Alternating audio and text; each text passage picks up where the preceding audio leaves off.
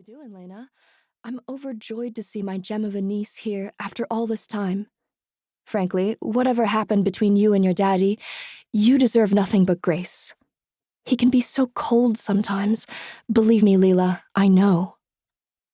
I take a long sip of tea, letting the warm vanilla blend soothe my throat. My father has every right to hate me after what I've done. But there's comfort in Lena not knowing that, not knowing me. Thank you, I managed to say. Of course, Peaches. Lena releases a sigh and stretches back in her chair, extending her arms through the open window as if to collect the sunlight. Her long black hair tangles with the breeze, and the ribbon corralling her locks nearly slips out with the wind. I wonder what it's like to be that free, so placid in her happiness, aloof in her lemon-colored cottage. My aunties back home could never be so relaxed. Why did they move away from here? From Lena? She's beautiful. She has the same eyes as my dad, upturned and almond-shaped, brown, with a glint of amber in the sun. However, unlike my dad, she's full of softness and roseate warmth. Her eyes crinkle adoringly when she smiles, and the tips of her fringe kiss her lashes. She laughs again as her chair slams back onto the ground with a thud. I jump, rattling my teacup against its saucer. Lena doesn't notice. Instead, she grabs my hand. Look, I know being here is going to take some getting used to, so if there's anything I can do to make this change more comfortable, please let me know.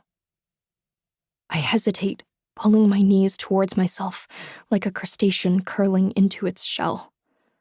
I was supposed to graduate high school early this summer, finish with a GED, and join a pre-professional program for ballet. That was the dream. I don't think anything can make it right now. Not when I'm on Luna Island instead of where I should be.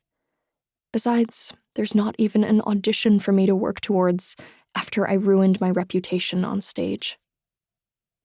I'm all right, I say. I'm just going to get settled in my room. Lila, she stops me from rising. I can't let you waste away in there on your birthday. I sit up taller in my seat.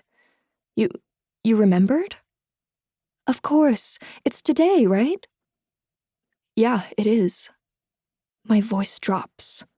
I don't want to think about how my parents sent me away right before I turned 18, or how I don't know Lena other than the birthday card she sends each year. A rising heat spreads across my palms. My stiletto manicure sinks into the threads of my dress, crumpling the thin cotton to calm my racing pulse. I hate myself for fraying such a delicate piece of my wardrobe. I sigh, smoothing out the floral print.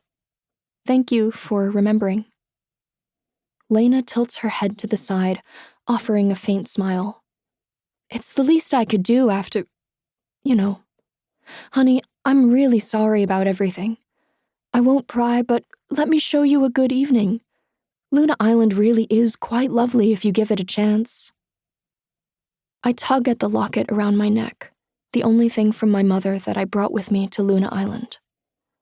That's sweet of you, but I just want to settle in. Then settle in with me tonight at the midsummer ball. The what? The last thing I want right now is to be around anyone else, let alone attend a ball. She leaps to her feet. That's actually what I wanted to talk to you about. I don't mean to overwhelm you, but it really is a treat. The midsummer ball typically only happens every 7 years, and you just happen to arrive during an anomaly. Besides, it'll be a good chance for you to get acquainted with the community. Luna Island rarely ever has visitors. So I've heard. I reach into my pocket, running my fingers over the frayed ferry ticket crumpled in the hollow of my cardigan. The ferryman on Virginia Beach had looked me up and down before boarding, examining my ditzy print suitcase. You planning to stay a while? He'd snapped. The bite in his voice made me jump. I looked down at my heels as if they were ruby slippers that could make me disappear with a click. I guess I don't really have a choice. He scoffed, taking my ticket. Good luck, kid.